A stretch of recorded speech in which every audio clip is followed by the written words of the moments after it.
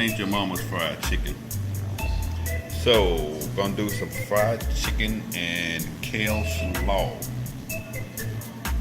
with roasted sweet potato and hot honey. So we got the chicken, the kale, and the knickknacks. Let's see what's in these knickknacks. Check out that new chopping block there. That's a Walmart special. But here the knickknacks go. We got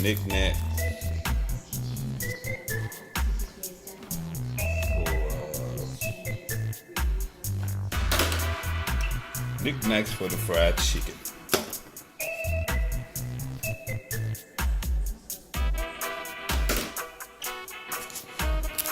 We got some all-purpose flour. We got some honey. Honey. What's that honey gonna be used for? Kale Slaw spice blend. Some mayonnaise. Some mayo and some red wine vinegar. And chicken. And so we're gonna make a fried chicken and kale slaw with roasted sweet potatoes. And again, what's the sweet potato at?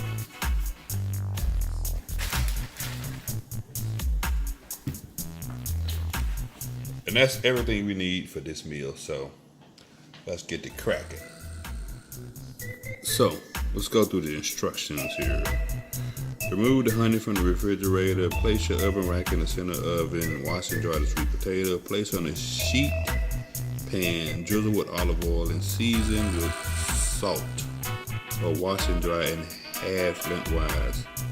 Then crosswise cut into 1-inch wedges for the sweet potato. And toss the coat. Range in a single layer, skin side down. Roast 20 to 24 minutes. 22 to 24 minutes until brown and tender with a pierced fork. I'm not a big sweet potato fan, but that's what it says do. Then we're going to prepare the kale. While the sweet potato roast, wash and dry the kale. Remove and discard the stems. Blah, blah, blah, blah, blah, blah, blah, blah, blah, blah. And then pound and bread the chicken. I love pounding that chicken meat. Crack the egg. Oh, we forgot the egg, didn't we? We'll get that last. So the instructions don't seem that hard, to be honest with you. So this should not be that big a deal. So we're gonna pound this chicken.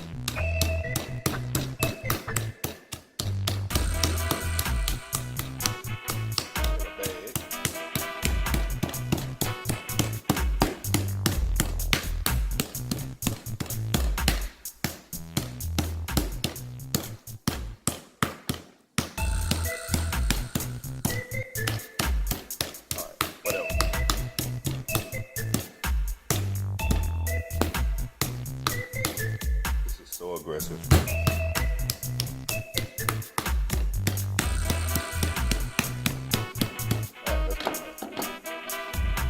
So slow.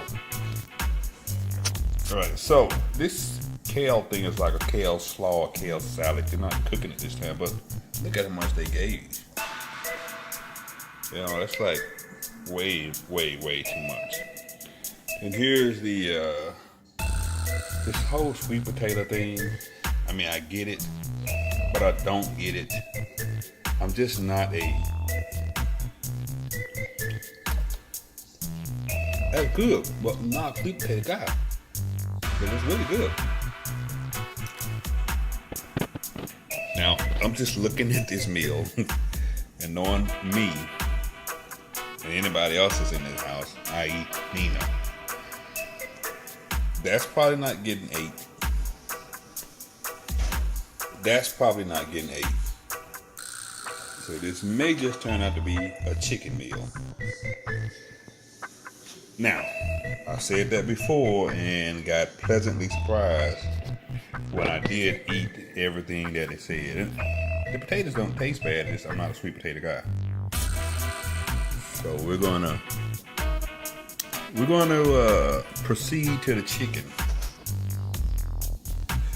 Now the thing that I've learned here is that with Blue Apron, and I guess it depends on how you cook, but with Blue Apron for me, when it says, and this doesn't say cook the chicken, it doesn't say how much, it says use a thin layer of oil. A thin layer of oil to fry food really doesn't work that well, so I always go just a little bit more because I don't know, this stove just doesn't cook the way it should, and this skillet has a bow in it. It's no longer flat. I think that's because of how this ancient ass stove is. But it works. That's a drizzle to me. Now I probably need more than that, but the one thing I do like about the Blue Apron deal is that the way we in the African American community would normally cook chicken is, again, you know, like church chicken, whatever. Big thing of grease, drop it out in there, fry it up. Here, you get the same effect. I mean, normally if I was cooking chicken right now, I would have grease up to here. And everybody knows it. About 10 pieces of chicken in the bag, shake it up, dip it in there, flip it a couple times, and we good to go. But this is a bit different. You can come in, but I'm telling you right now, you're gonna get on my YouTube. But yeah, this is a bit different than the normal way African Americans cook chicken. So we're gonna fry this and see what happens. Actually, I like to do this part. That is too high. Way too high. But let's see.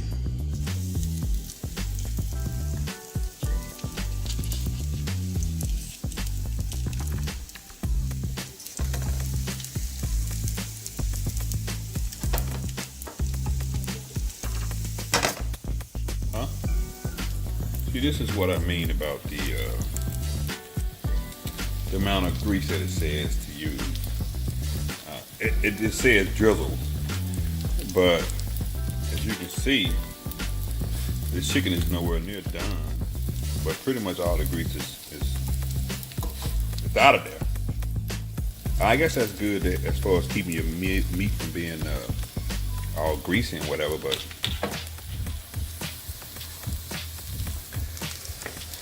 I don't know how you expect to really get the food done without burning it up if there's no grease in the skillet. But I'm going by the instructions. We'll see what happens. Now, you know my philosophy on chicken and fish. When you think it's done, cook it some more. But we don't do pink. Pink stinks. And I'm probably going to actually wish I would have just put a little more seasoning in the bread instead of on the chicken. Because really, this will hit your mouth first, is that the bread. But the recipe was calling for season the chicken, season the flour, season the breadcrumbs. That's salt and pepper 3 different times. I just thought that was a bit much. I think in the future you should either season the bread, the flour and the breadcrumbs, and not the meat, or season the meat. But the flour and the breadcrumbs is probably the better choice, because that's what's going to hit your mouth first.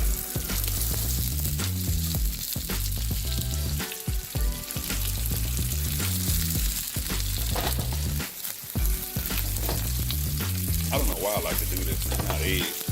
I haven't been watching too many cartoons.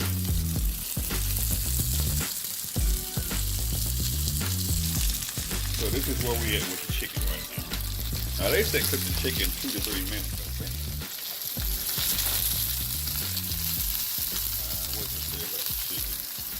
4 to 6 minutes. And I mean, this is white meat, so it doesn't take that much to get it done, but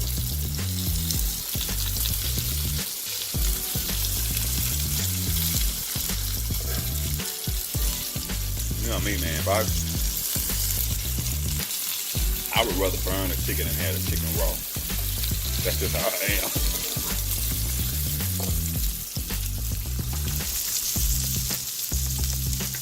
What happened to my delay here?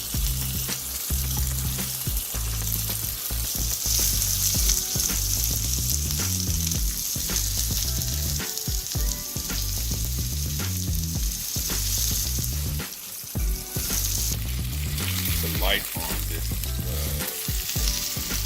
on my camera here, but for some reason it's dimmed on me, but I hope it's not dimmed in recording. But back to the chicken. This chicken is really pretty much done. I'm just trying to take care of the little edges where there's still like a breading. It's not quite right, like right there. But yeah, it's got a good taste.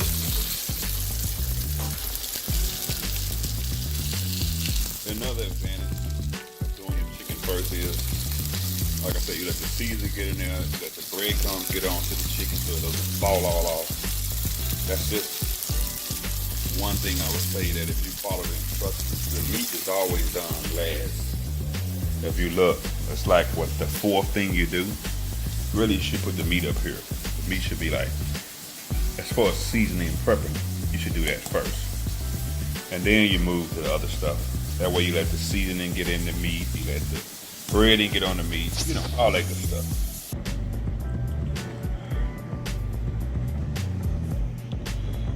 Okay, that is fried chicken and kale slaw with roasted. Unbelievable.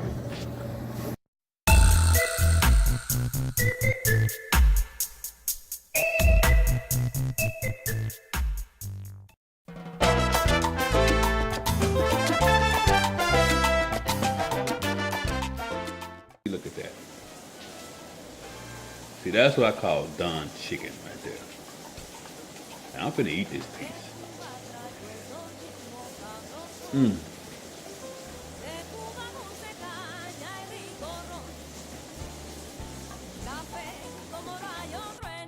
Remember how I told y'all that kale is versatile? We've used kale 4 different ways. This way here is in a slaw. We use it in a salad, and we actually fried it. I said I wasn't going to eat it, but it's got a really good taste to it. I mean, I don't think a lot of people that I know would eat it, but I mean, like my grandkids, my daughter.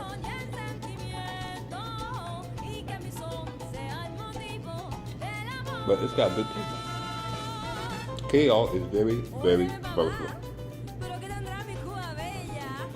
So I'm assuming that it's probably good for you. But that does this taste test. I forgot what this meal is. Oh, fried chicken and kale slaw. Good taste. Sorry about my mouth being open.